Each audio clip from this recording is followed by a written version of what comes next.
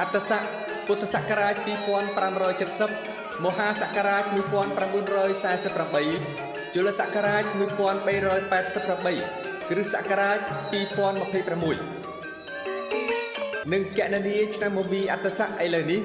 សង្ក្រាន្តចូលមកនៅក្នុងថ្ងៃអង្គារ12រោចខែចែកត្រូវនៅថ្ងៃទី14ខែមេសាឆ្នាំ2026វេលាម៉ោង 10:48 នាទីព្រឹកនោះព្រះអាទិត្យចរចេញពីមីនរាសីទៅស្ថិតនៅឯមេសរាសីដើរតាមគោលវិថីគឺផ្លូវកណ្ដាលទើបមានទេពធីតាមួយព្រះអង្គជាមគ្គនាយិកាព្រះនាមរាជសាទេវីគង់នៅចតុមហារាជការទ្រង់អំពរពណ៌ខ្មៅសៀតផ្កាឈូកអភរណៈកែវបូរាភក្សាហាលោហិតព្រះហស្តស្ដាំទ្រង់កាន់ត្រីសូព្រះហស្តឆ្វេងទ្រង់កាន់ធ្នូគង់លើខ្នងអស្ដរសត្វសេះជាពាហនៈនាំអស់ពួកទេពនិករបវរកញ្ញាទាំងមួយសែនកោតហោះទៅកាន់គុហាកែវឈ្មោះគុណធមេលីនាភ្នំកៃឡាសខេត្តហេមពាន្តដែលប្រទេសឋានទុកព្រះសិរសាកបិលមហាព្រំតម្កល់លើពានមាសនាំចេញមកដង្ហែប្រតិក្សិណភ្នំព្រះសុមេរុរាជជុំចក្រវាលតាមផ្លូវព្រះអាទិត្យចរជាគម្រប់60នាទីហើយដង្ហែចូលទៅតម្កល់ទុកដូចដើមវិញទើបប្រជុំទេវបុត្រទេពធីតាទាំងមួយសែនកោតចូលទៅស្រង់ទឹកអនត្តមហាស្រះដែលមានទឹកហូរចេញពីបំពង់ថ្មកែវជាមាត់គោឧសភរាជទាំង7ត្រជាក់ខ្សែខ្សានព្រះហឫទ័យទើបនាំចូលទៅសមាទានសិលដោយប្រតិសោមនស្សរីករាយគ្រប់អង្គក្នុងភគិវតីសភាដែលវិសកម្មទេវបុត្រនិមិត្តថ្វាយហើយបន្ទោបបងនៅអពមង្គលអជ្រះស្រឡះចម្រើននៅសុភមង្គលសិរីសួស្តីជនមានអាយុយឺនយូរតរៀងទៅ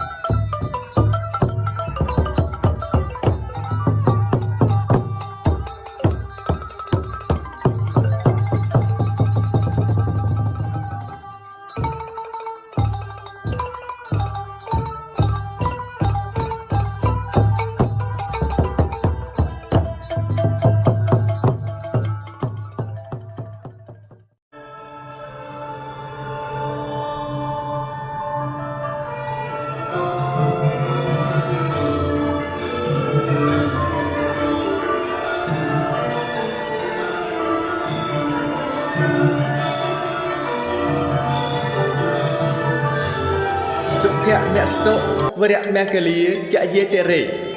ព្រះពុទ្ធសករាជព្រះសាសនាអតិកតាកន្លងទៅហើយបាន2569ព្រះវស្សាត្រឹមថ្ងៃសុក្រពេញបរមីខែពិសាខលុះដល់ថ្ងៃសៅរ៍1រោចខែពិសាខចូលព្រះពុទ្ធសករាជ2570ព្រះវស្សាតទៅនិងកណនីឆ្នាំមមីអត្តស័កឥឡូវនេះសង្ក្រាន្តចូលមកនៅក្នុងថ្ងៃអង្គារ12រោចខែចែកត្រូវនៅថ្ងៃទី14ខែមេសាឆ្នាំ2026វេលាម៉ោង 10:48 នាទីព្រឹកទេវតាទាំងឡាយបានមកជួបជុំគ្នាមួយមីដេតារងចាំពិធីអបអរបរិយាពិធីផ្ទេរតំណែងទេវតាឆ្នាំថ្មីព្រះនាងរាជសាទេវីដែលជាបុត្រីទី3នៃកបិលមហាព្រំដែលនឹងយាងចុះមកនៅថ្ងៃអង្គារ12រោចខែចែកត្រូវនៅថ្ងៃទី14ខែមេសាគ្រិស្តសករាជ2026វេលាម៉ោង 10:48 នាទីព្រឹក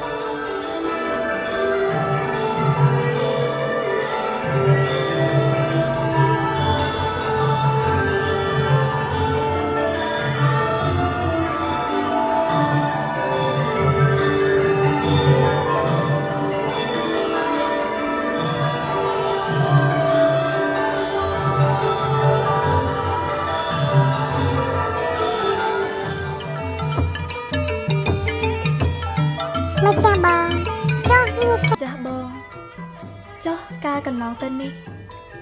ក្រោមការគ្រប់គ្រងថែរក្សាភពផែនដីរបស់ម្ចាស់បងតើប្រជានុរាស្ត្រទាំងអស់បានសុខកាយសប្បាយចិត្តយ៉ាងណាដែរទៅម្ចាស់បងម្ចាស់អូនដោយអន្លើនៃការកសាងជាតិព ប្រជានុរាស្ត្រទាំងអស់ជួយកសាងជាតិមាតុភូមិឲ្យរីកចម្រើនទៅមុខជាលំដាប់និងរួមគ្នាយ៉ាងជិតស្និទ្ធជាមួយមន្ត្រីរាជការក្នុងសង្គមជាតិផងដែរណាម្ចាស់អូន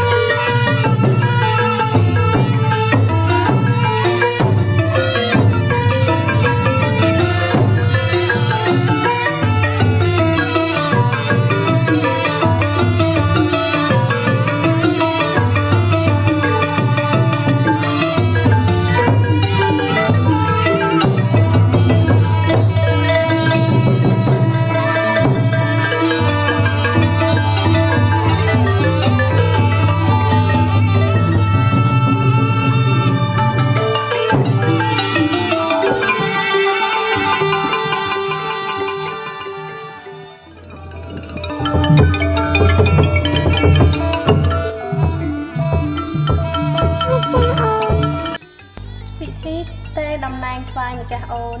បានចប់សពគ្រប់អស់ហើយសូមម្ចាស់អូនបានគង់នៅមានព្រះបរមសុខនិងសូមឲ្យម្ចាស់អូនតាមជួយថែរក្សាមនុស្សលោកក្នុងចម្ពោះពិសេសព្រះរាជាណាចក្រកម្ពុជាឲ្យបានសុខសេមសាន្តត្រជាក់ត្រជុំសុខដុមរមនាសម្បូរសប្បាយក្រោមម្លប់សន្តិភាពនិងអភិវឌ្ឍដល់បវររុងរឿងនៃព្រះរាជាណាចក្រកម្ពុជាយើងសូមម្ចាស់បងទុកព្រះតីលើខ្ញុំម្ចាស់ចុះខ្ញុំចាំនឹងបន្តភារកិច្ចរបស់ម្ចាស់បងដោយព្រះតីយកចិត្តទុកដាក់បំផុតដើម្បីឲ្យព្រះរាជាណាចក្រកម្ពុជាជះចាក់ផុតពីគ្រោះភ័យនិងជំងឺរោគគាពាធទាំងឡាយនឹងឲ្យកាន់តែសម្បូរសប្បាយជាពីយោភាពណាម្ចាស់បង